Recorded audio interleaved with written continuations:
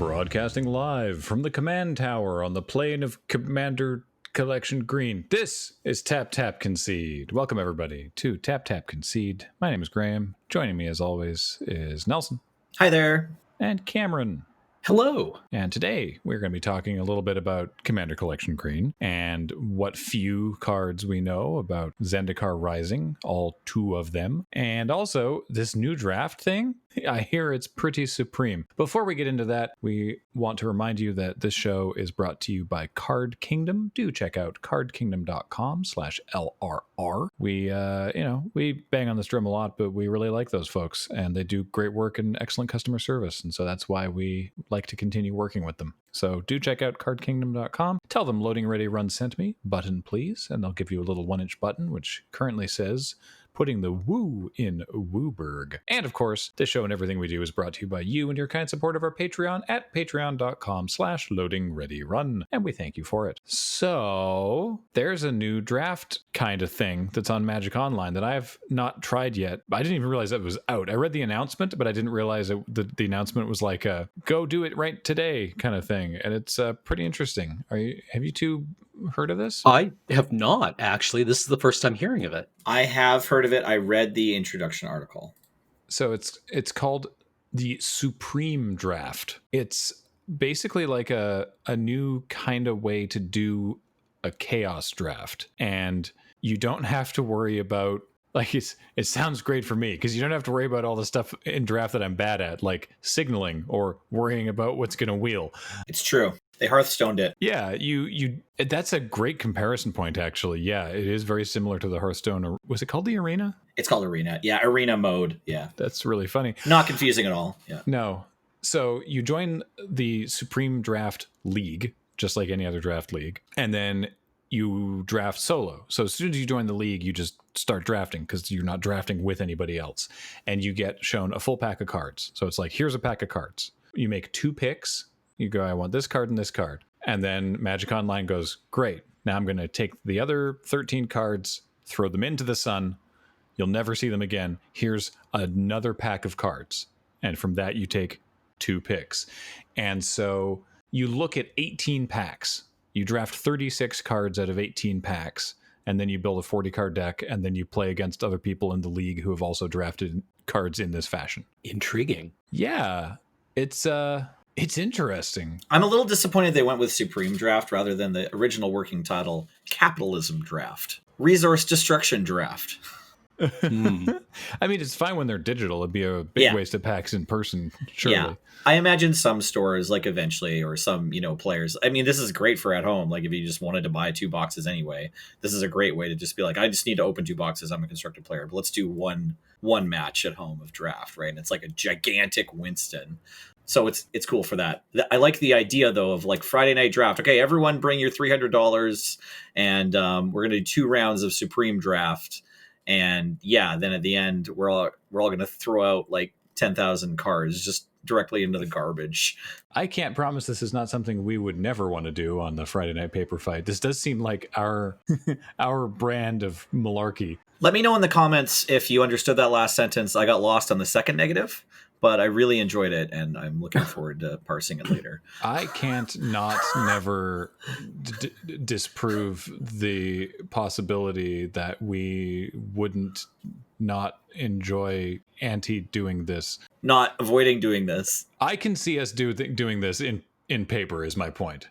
Okay. It would be very expensive, but it seems like a bunch of nonsense. At time of recording, James is having a staycation, but it absolutely seems like the kind of thing that he would have like posted in the LRR Slack. Be like, let's do this on Friday, right? Yeah. Open many packs. So there's some interesting notes in the announcement article. So there's this note here that I like. A few pieces of advice. Since every pack gives you a first pick and a second pick, it's very tempting to just take the rares out of every pack. And you can do that. You probably shouldn't. They say early testing shows that after a certain point, 8 or 10 that we think, decks with fewer rares tend to perform better than decks with more. Don't pass bombs, but, don't just rare draft.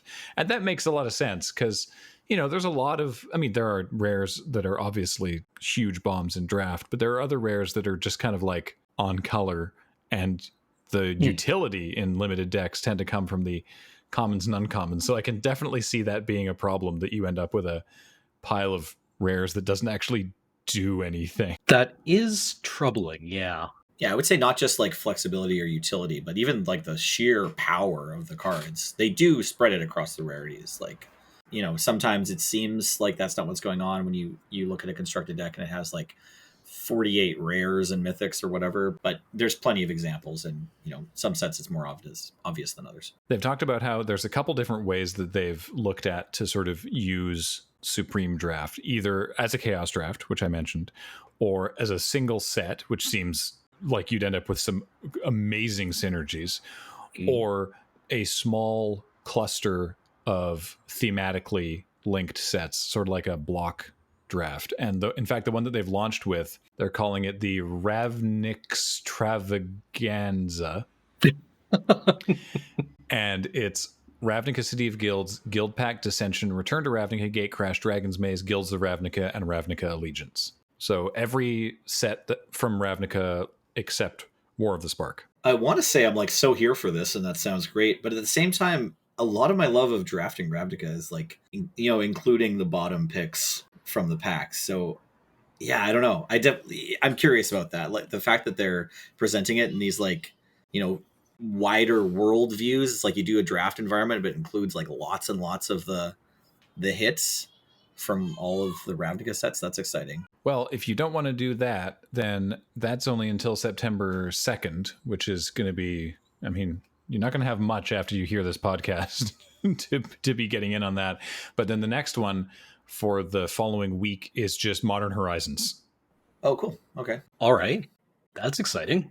Yeah, that seems like it would be very high powered. Do you know how many tickets it costs to get it? And sorry, I have another question. Since this is a mostly digital format, right now it's only available on Magic Online, I believe. That you'd think they could bring it to Arena, no problem too, but so far it's only on Magic Online, or I guess in person. Do you know what the price is to get into this queue? Yeah, for Magic Online, it's 10 tickets or 100 play points. They are phantom events. I was just going to say, so that's a phantom event price. Fair enough. Okay. Yeah. So none of these cards were real to begin with, obviously. Exactly. Cool. Yeah. Okay, I mean, it sounds fun. Yeah, it sounds like, different, interesting. Modern Horizons in this format is just, I'm going to finally be able to, well, not finally be able to, but like consistently draft Storm. Ooh. Yeah. I like the idea that this format says, hey, did you miss getting to play enough of your favorite format, or miss getting to draft like the spider spawnings and the mono black haste aggro of Zendikar, or the whatever the niche deck was that you're hoping to do? You're pretty much guaranteed, as you say, to be able to do it, right? Like you can just get into the all Innistrad Supreme Draft queue and just play Simic infinite spider spawning mirrors for days. So that's cool. And also, like, even if you're just kind of new to draft and you don't quite know what a good limited deck looks like, you'd think that this would be a cool example to be like, okay, well, here's the like god tier. This isn't going to happen, but if it could, this is what a really good limited deck looks like. Yeah, like sometimes you have those draft decks or those draft formats where you're like, if I could just build this draft deck, but the good version of it, that would be very exciting. Like, to get back to the don't play all the rares or don't pick all the rares point, your first time through one of these things, say you're just doing 18 packs of Core 21, you might be tempted to grab all the big splashy 6-drops, and then you go to build your deck, are like, oh, right, I don't actually even want the 5th one of these, and I grabbed 8 or something. Maybe I can play 4, but I need to have a curve. And so being in such a rich environment of like potential picks can kind of help you focus on that for the future of your gaming. So I hope some people get some good learning out of it. Also, this past week, we found out the full list and indeed all the cool art as well for everything that was going to be in Commander Collection Green. Now, we talked about this previously on the podcast, but it was some time ago. And this is basically in a similar sort of vein to the Signature Spellbook product. This is a pack of 8 cards, reprints that might have new art. In this case, I believe they all have new art. And this one is commander focused, and in fact is all green cards, or at least cards that are good in green focused decks in Commander.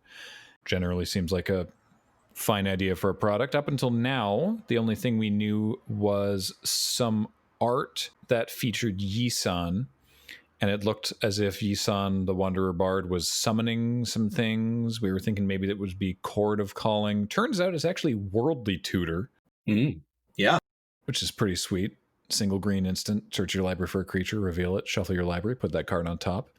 And I'll just quickly run through the rest of the cards in the pack here. We've got Freyalise Lanwar's Fury, Omnath Locus of Mana, Bane of Progress, Seedborn Muse, Sylvan Library, Worldly Tutor, Sol Ring, and Command Tower. Now, I think some people were maybe a little critical of Sol Ring, being as it's also printed in, every commander deck, every pre-constructed commander deck that they've actually printed. But I mean, to me anyway, it makes sense as, it's green, it's ramp, whatever. I think Command Tower is maybe the one that's like, you couldn't have added one more green card in there. Yeah.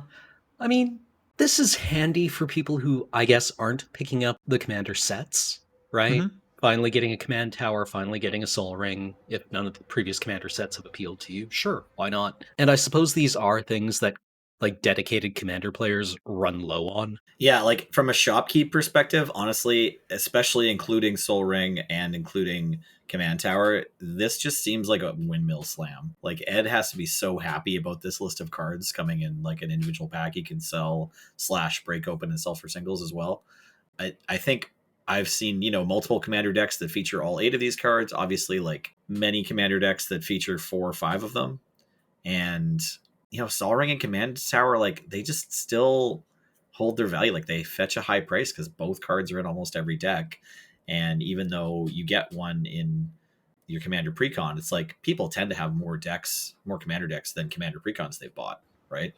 And have to go to their way and buy Sol Rings. Like that happens. So I think it's great. Yes, it's less flavorful though. I don't want to argue that. It's certainly not as exciting, but from a like new art, new reprints, exciting. It's not very exciting that way, but as a bundle of cards, those two, the non-green cards, are going to certainly help the price tag make sense, whatever it is. All right, fair enough. That makes a lot of sense. What do you think is the most sort of maybe surprising or exciting reprint of this group? Bane of Progress. So that's 4 green for a 2/2 elemental. When it enters the battlefield, destroy all artifacts and enchantments and put a +1/+1 counter on Bane of Progress for each permanent destroyed this way. Yeah, I just think it's a little bit outside. Like, I don't know if it's super popular in green commander decks. Like, it's very powerful. I've even played it in Canadian Highlander a bunch, but it doesn't seem as iconic as all the other cards here, I would say. I guess, I see. I was looking up where did this card come from originally, and it's from Commander. It's only been printed, 2.5 other times. It was printed originally in Commander 2013, then again in 2015, and then it was in the Commander Anthology, which is why I'm like, there's a halftime there, I suppose. That's cool. I didn't even realize it was in 2015, so I thought this was just a second reprint besides Anthology. Yeah, that Commander Anthology definitely was only half a printing. That thing was expensive, and not a lot of people could pick it up or wanted to or needed to, right? But yeah, I don't know. I think this set looks really cool. I hope it's not crazy expensive. If it's somewhat similar to the price of Signature Spellbook Jace, that would be amazing. I suspect it's going to be more expensive. I saw somewhere that it was like $19 American. Oh, perfect. Okay, cool. Yeah, if Walmart is selling it for $20, that is like fantastic. If you've been even wanting like 2 of these cards, suddenly you get 6 cards for free or something. $20 American, like, I don't know. I haven't checked the price on cards lately at all, but Sylvan Library had like I have sold one for like $50 Canadian before. It's gone through, but that's an interesting card for its price history, but certainly like a really sought after card. And then obviously a bunch of other windmill slams for commander decks. So getting all 8 of these for $20 is fantastic, in my opinion. Now, contrary to the signature spell books, the way that those operate is there's the 8 cards that are set, and then you will have one additional card that is one of those 8 in foil. And the way that they're doing it for the Commander collection, I just went to double check, is there's actually just 2 options. There's a regular and foil edition. And the regular edition is for all Wizards Play Network stores, and the foil edition is only available to premium stores, but they're all LGS only. Right. So that's fantastic, as opposed to the doing it through the Wizard store. It's nice to see them sharing the love with the LGS. Yeah. So cool. Yeah. This comes out in December. Wow, that seems so long from now, and yet by the time we get there, it probably won't be. Yeah, I know, right? Like I saw this and thought, wow, that's like 7 months away, Yeah. right? Oh God. Like, December it's 7 months after March, right? So 7 months checks out. 8 months? Yeah. It's 9 months after March, isn't It's it? 9 months after March, yeah. Wow, okay. All right, so we've decided it's officially May. End of August, first day of September. You get to be in May now. We did the math. Time soup is what I don't know who coined the term exactly, but I saw it on John Oliver last night. Good. that's I like good. that. Yeah. I like there being a term to describe how, like, you know, we don't feel time passing and yet we do, but in a different way now, right? Like it sort of catches us differently. And in some ways it feels like no time has passed, but obviously it has. Anyways, I like time soup. I'm on board. Well, let's wade our way through the time soup to Zendikar Rising. We've had 2 preview cards from it. Zendikar Rising isn't out until mid-September, which is next month, and that's only a couple weeks away. Just a few minutes from now. Yeah. Just to ground us all on where we are in the soup. And so, yeah, they've spoiled 2 planeswalkers, and they're pretty cool. So let's talk about them. First up is Jace Mirror Mage. I like that Cunning Castaway started playing around with illusion tokens, and now Jace is like, wait, check this out. I can do it with me. So it's 1 blue for a 4 loyalty planeswalker, which is already pretty sweet. And you know what? I'll just read the normal planeswalker stuff first. So it's 1 blue, 4 loyalty, +1, scry 2, 0, draw a card and reveal it. Remove a number of loyalty counters equal to that card's converted mana cost from Jace Mirror Mage.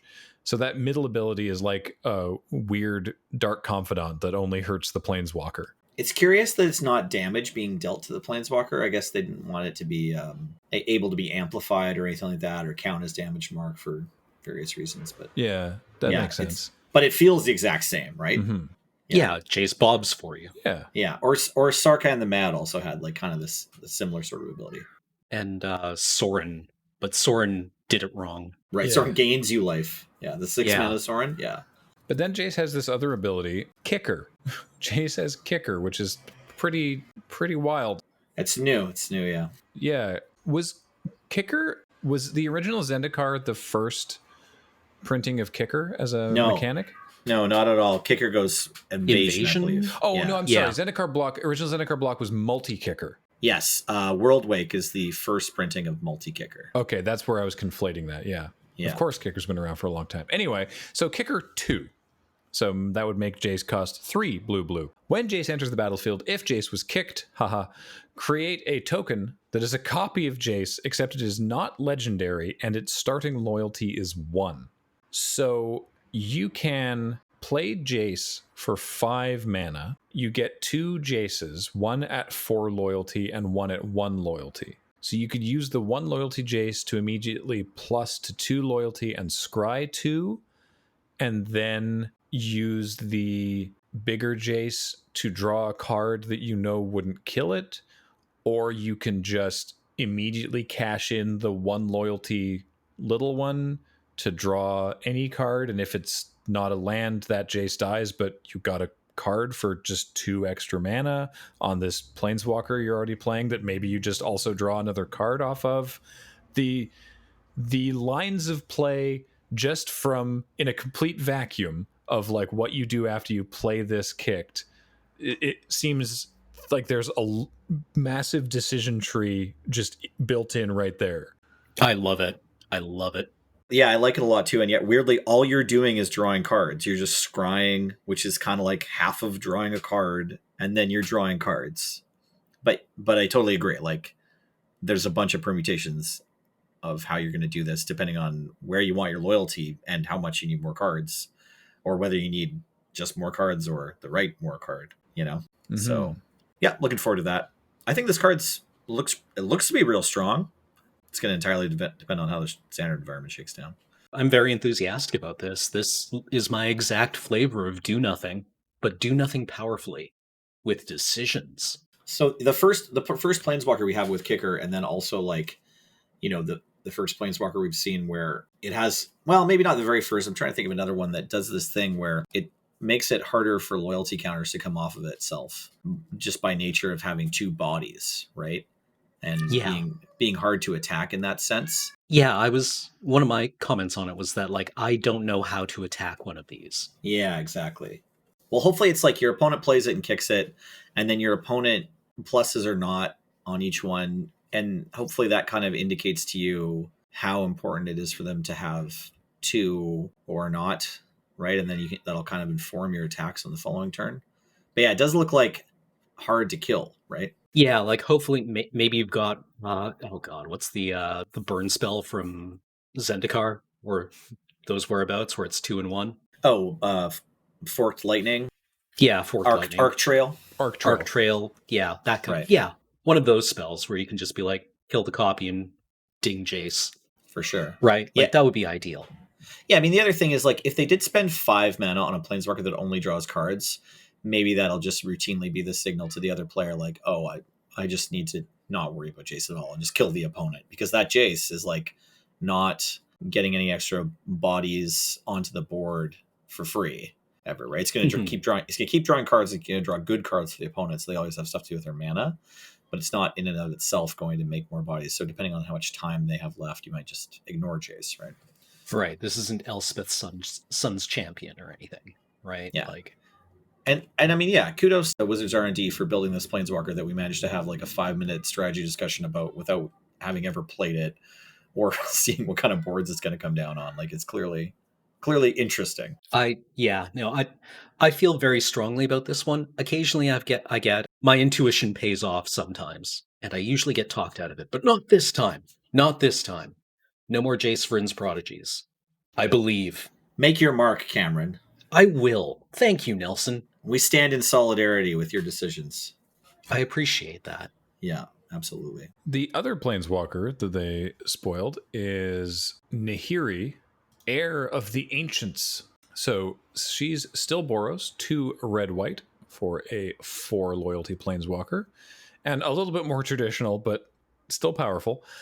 +1, create a 1/1 core warrior token. You may attach an equipment you control to it. -2, look at the top 6 cards of your library. You may reveal a warrior or equipment card from among them and put it into your hand. Put the rest on the bottom of your library in a random order. And -3, Nahiri, Heir of the Ancients, deals damage to target creature or planeswalker equal to twice the number of equipments you control. So I guess we can infer from this that equipment and core and warriors are going to be relevant in Zendikar Rising. Yeah, they kind of have been regularly before too. Yeah. At least a part of the fabric, if not like always the top tier deck. Yeah. And I mean, so I guess that's not necessarily true. I was going to say with Jace that it's like, oh, we can assume then that Kicker is in the set, but Teferi was in the core set and had phasing, and it's not like anything else in the set had phasing. It could just be a fancy thing that Jace gets to do. Who knows? I assume that Kicker's in the set. That kind of makes sense. I think they're going for a grand return to Zendikar to sort of make up for Battle for Zendikar by bringing back a bunch of mechanics that everybody likes, and everybody likes Kicker. So I assume that there's equipment. It could just be, yeah, this is Nahiri. She doesn't really synergize in the set, but great for Commander. But I kind of assume that it's not that direction. I kind of assume there is a lot of core and warriors because it is Zendikar Rising. It's meant to be the plane rebuilding, so I have to assume the core will show up a lot. And then if you have the core, equipment makes sense. So that's my guess is that this is actually indicative of the mechanics in the set, but I guess it might not be. I'm going to go out on a limb here and say that we're going to get like some kind of core uncommon that taps to make a trusty machete every turn. Whoa. I'm feeling that one. That sounds amazing. Yeah, or maybe there'll be some sort of like, sorcery that tutors your library for like up to 3 equipments and puts them in your hand. Or like, yeah, or maybe there'll be like equipments that do even less than trusty machete. It'll be like just +1 toughness for every equipment you control. but it's real cheap or something. My assumption is there will be enough equipment that if you are in the, I'm assuming, Boros equipment deck, that there will be times when you cast Nahiri and are able to meaningfully use her -3 ability right away to, ping their 2 toughness flyer or something. Maybe you've got 2 or 3 equipment kicking around and you actually get to do that. I like that her abilities, you can use all of them right away. The third one might not do anything if you don't have any equipment, but the second one helps you get the equipment. So, I think the cycle, assuming you have nothing, the cycle, I guess, is play Nahiri -2 to get an equipment. Then next turn, you cast the equipment +1 Nahiri to make a core and vorp the equipment onto it, and then sort of just do that a bunch. Yeah, that's like the winning play, I think. Yeah. Ideally, you can protect her with just the +1 if that's what you need to do, and also advance your plan with like the +1 and the -2. Like, assuming there's at least a reasonable range of equipments that you have access to, looks like it'll be really strong. Like, Embercleave will still be legal in standard. Oh God. No. Yeah. There's probably another equipment in standard. I'm not sure what it is. Oh, like the hammer? No, that's probably rotating. Yeah, will Embercleave finally be good in standard with Nahiri? Only time can tell. Maybe Nahiri will get Embercleave banned. There you go. It had to be something. Like ban cards until Embercleave is the best card in standard already seems close to the plan going on at like organized play. So maybe it's just, next month we get to focus on banning Embercleave because it's too good now. And the cycle begins anew. You have a big cheering section at the moment. Yes, there is a lot of yelling going on in my house. And there's not a lot I can do about it. I could go ask my toddler to stop yelling, but I have tried that before. No, I wasn't suggesting that you do anything about it. I just wasn't sure how good your noise canceling headphones were and wanted you to be aware of it. Oh, it's just the boys in the background going nuts for banning Embercleave. That's right, ban it. They're your hype squad. I heard ban it very clearly. Yeah. So, yeah, if this doesn't get cut out, I want everyone to know that for a brief second, I imagined this world Graham is talking about where I can't hear my children screaming inside my house if I just put my headphones on. And God, I want to live in that place. Maybe that's what I'm asking for Christmas. It's like, instead of spending $150 on headphones, what if we spend $1,500 on headphones? Can we get some where I put them on and they like suction cup to my ears and like, I don't know, completely deafen me? Cheaper than paying for their college. Okay, where were we? Nahiri. I think at the minimum she's going to be fine. Like, this card to me kind of says like Thrun. Like, the better the equipment are that are around, the better she'll be. And also, like, maybe she'll be great and maybe she'll be kind of irrelevant in standard.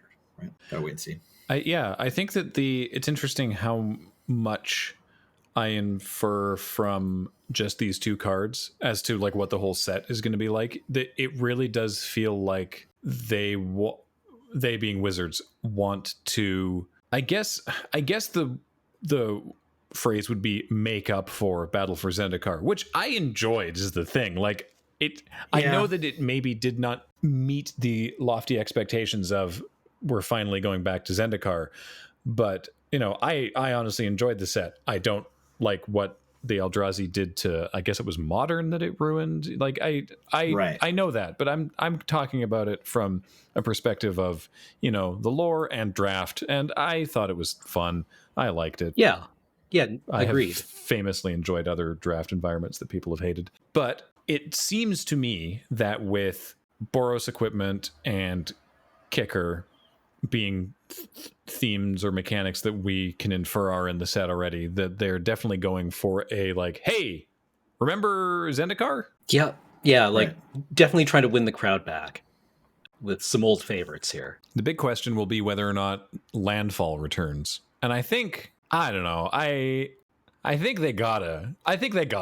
It would be like going to Ravnica and not getting the Shocklands back, right? Mm-hmm.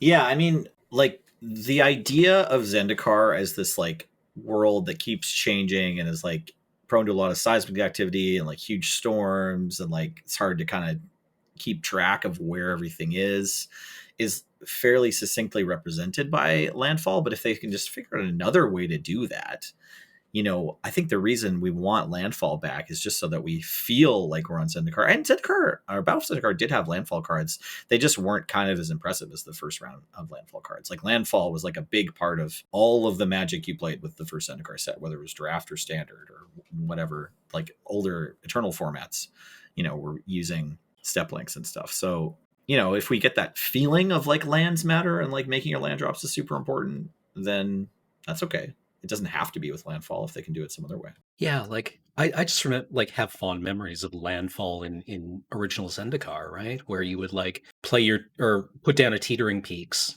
and then like get landfall fall on what was the Centipede? Plated Geopede. Plated Geopede. Yeah, that was a good feeling. That was drafting. That was drafting at full power right there.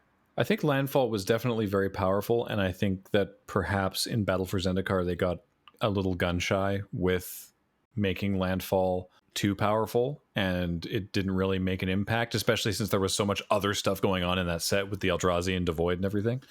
And so, yeah, I feel like if we're going back to Zendikar, we kind of have to have landfall because it's so, as you say, Nelson, it's so mechanically representative of the plane. I just, I hope they make it nice and splashy again. Well, I liked Battle for Zendikar and especially especially Oath of the Gatewatch as sets. I liked all the Zendikar sets, so I'm eagerly looking forward to this next set. And that's all we know about it for now. I don't know what else we have going on. Oh, Cam, you said you've been playing some of the because Throne of Eldraine is back on the Magic Arena Quick Draft this week. You said you've been playing some of that. Oh yeah, and I've just been getting stomped.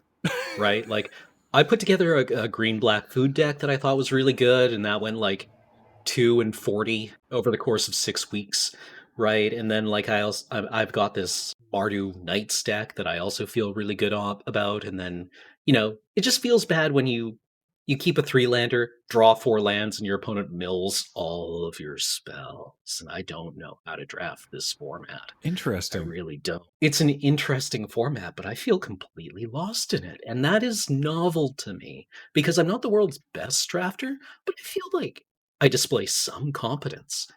And Throne of Eldraine just leaves me in the woods. I mean, if you'll pardon the not quite pun, but reference, I guess. That's interesting because I've drafted it a couple times since it's been back as well, and I've in contrast to the last time it was around, I have not encountered nearly as many of the mill decks as I have before. In fact, I think I've encountered one that was pretty mediocre. I actually came across like the red blue draw 2 cards deck that was doing very well, and for that deck to be thriving in an environment famous for mill, they tweaked the bots even more to make the mill deck like not that easy to come together. Yeah, no, I mean that feels correct to me. To be fair, I've only encountered the mill deck once, and maybe I've encountered more than that and just like ran them over. But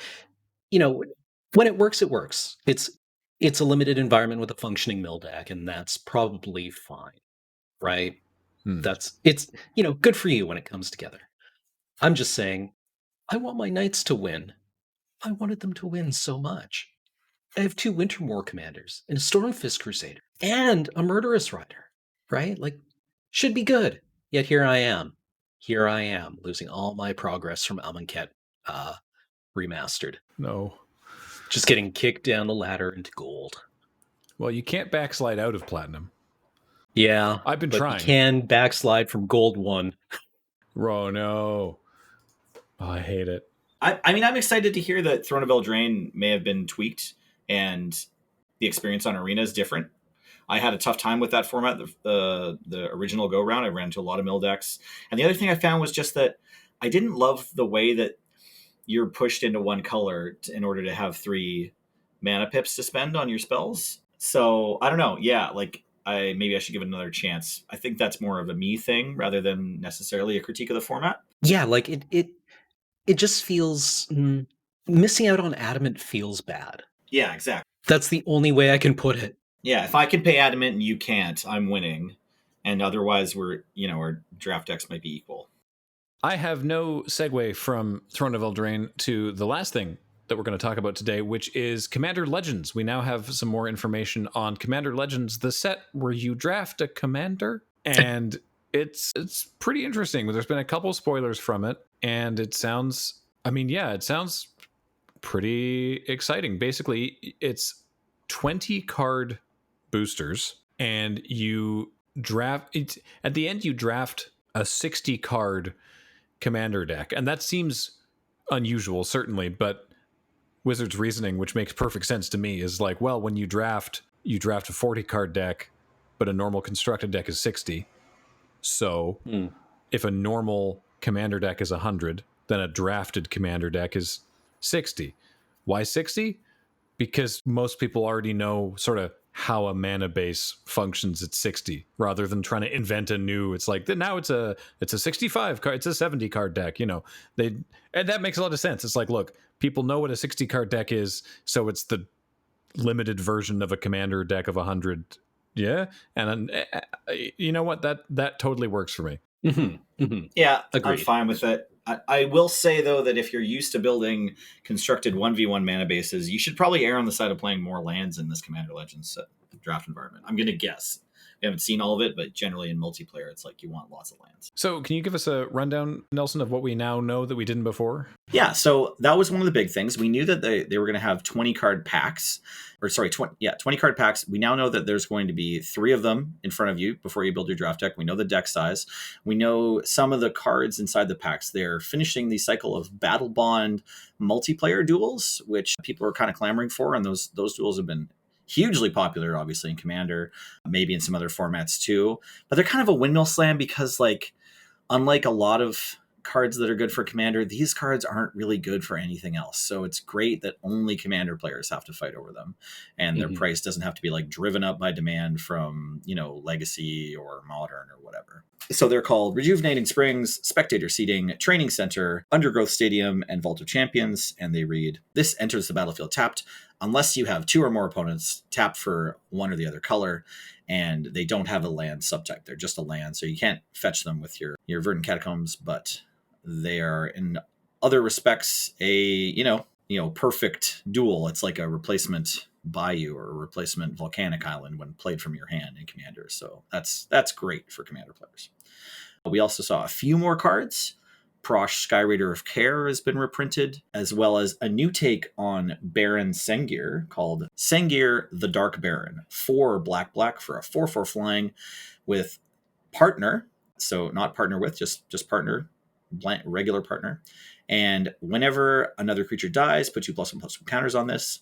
And whenever another player loses the game, you gain life equal to that player's life total as the turn began. Kind of a sort of complicated second triggered ability there to gain you life. So not a bad, obviously, a little bit stronger, I would say, than the original Baron Sengir, just for, mana cost and power and toughness for stats there. And kind of a neat sort of life gainy big flyer. Is this brand new Baron Sengir art from Pete Ventners? No, it's not Pete Ventners. It's Bastien L. DeHarm. Although, wait, sorry, there might be the Pete Ventners might have done the alternate. Oh, there is, yes. The one in the pack, the one in the pack, I think, isn't the Pete Venters art, but it's some sort of like the collector's edition pack or something. Oh, that's Pete amazing. Venters art. So that's fantastic. And also, yeah, that art is really cool. You can see the +1/+1 counters coming right up out of the skulls into Baron Sengir's hand. I also really enjoyed that people were like, hey, there's like a Beastman skull in the back there. It's got horns. Who's that dude? What's that about? Like, just that little bit of lore. Oh, I didn't see that. On Elgrotha, there's a weird non-human skull in the background, and people want to know what that is all about.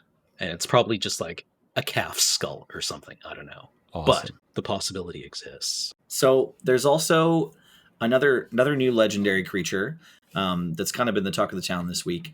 The Prismatic Piper, 5 generic for a 3/3 legendary creature shapeshifter with, if this Prismatic Piper is your commander, choose a color before the game begins. Prismatic Piper is the chosen color, and it has partner. Beautiful new art from Seb McKinnon. So for constructed Commander, this card is like kind of not a consideration, right? Like this is like it's like draft chaff for Commander, and it looks specifically like it is going to solve some problem for constructed commander players, but that's not it at all. It's only solving a problem for limited players. And it's kind of like a dual land for having a commander. It shows up more often than other commons from the set. It's in about 1 in 6 packs, replacing a common rather than replacing a legend slot. And if you need one at the end of the draft, you will definitely be able to find one among the cards of the table, according to Gavin Verhey's article here. So maybe even like, I don't know, maybe people will be pretty fast and loose with whether if you drafted Prismatic Piper or not, maybe you're allowed to just go get one, from someone else's draft stack or from your collection or whatever, and add it to your draft deck. I don't know if that'll be the rule exactly or not, but because there's so many in the pack, certainly if you just want to use one of your last few picks to ensure that you'll be able to play the cards you want to play, you can just grab one of these Prismatic Pipers, because they're going to be, cheap like borscht in these Commander Legends drafts. Yeah, like I suppose there was the hazard that you would wind up with an actually illegal deck, right, after drafting. Yeah. Commander draft has this sort of like, I think there's different people who have built different cubes that approach it differently, but if you want to play limited Commander, it's like, okay, well, what do you do about the commanders themselves? Like, do you have to draft them? Do you get to pick one at the end or whatever? Or do you do a thing where like you draft the commanders after pack 2, but there's a bunch of commanders in the middle? There's a bunch of different ways to do it. In this format, you're just going to have to draft the commanders you want. And I have a question, actually. I'm not sure if it gets answered in here.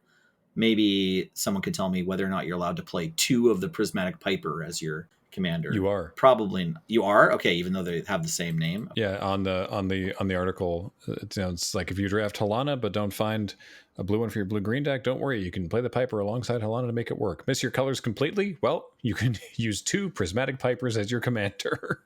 That was literally the next sentence I would have had to read. Thank you very much, Graham. No problem. But yeah, so that's going to be something to keep in mind, just in case you don't see any commanders that are worth taking over the other cards in the pack that you need for your deck. Yeah, I don't know. I think this to me seems like an obviously elegant solution and something that they need to address the problem of how does Commander draft work. And so I think printing Prismatic Piper is great for that reason. Like, it seems fun. Yeah, agreed. Like it is a draft card, right? Mm-hmm. It feels a lot like the conspiracy enablers in Conspiracy. Probably isn't going to make it into a vintage deck, but sometimes you need these mechanical concessions. Yeah, or like the clue stones. It's like these cards don't usually good enough to attract any attention from constructed, but we need them to cast our spells in draft. And commander players, regular commander players, are really hyped for this set and can't wait to see the spoilers. So when they see one that's like, well, that's disappointing, it's like, well, there's going to be some of that. Try draft, you'll like it. But you wouldn't like it as much if this Prismatic Piper guy wasn't there, because you'd finish drafting your deck and be like, darn, I can't play red as well in my blue-green deck. I have this cool blue-green commander, but I really want to play Fireball, because that's basically all you ever want to do in draft. The one other thing they showed off was that in the Commander Legends collector boosters, which are still only 15 cards, there's a new, well, they say new, it's a new foiling technique that reminds me a lot of an old foil technique, honestly, from like many years ago. And I think they just call it's a foil etched treatment, where it's like the art is not foiled, but the border is. Wait, I totally missed that. Yeah. This is really exciting. It's like the old border foils. Yeah. Right. The original foils from like Odyssey, right? Mm-hmm. Yeah. Weren't the invocations a little bit like this too? The Amonkhet invocations kind of did something like that. This also makes them less prone to curl. Oh, nice. Yeah. Okay. And that's great. Apparently, they will pop up in regular draft. So that's cool. Oh, that's exciting. I like those. I enjoy the way those look. Mm-hmm. They're very good. I like them a lot. Okay. Or at least, I like the way the original foils look, I should say. Well, there's some video that Gavin Verhey put out of this new sort of edged foil treatment, and it looks pretty sweet. So I think you'll be happy with that. You know what else I think you'll be happy with? The shipping from cardkingdom.com. Nice. Graceful. Thank you. They sponsored this podcast, so check out cardkingdom.com/LRR for all of your card needs. They're a good bunch of folks. Literally during this podcast, I got an email from our contact at Card Kingdom letting us know that Jumpstart was back in stock, and then another email that it was sold out again. Oh, the emotional roller coaster. because Yeah. they had so many people in the restock list, but they should be getting more in soon. So it's not a limited run product. So, but I just thought it was funny that during this recording session, it both returned and went away again. Tragic. But hey, they're going to get it out the door very quickly to all the people that were able to order. Hopefully, some of you were among them. And this show and everything that we do is brought to you by you directly, no matter how you support us, but in particular at patreon.com/loadingreadyrun. And we thank you for doing that. So until next time, I've been Graham with Nelson. Right if you gotta. And Cameron. Yo. And we will talk to you next time. Bye, everybody. Bye. Bye.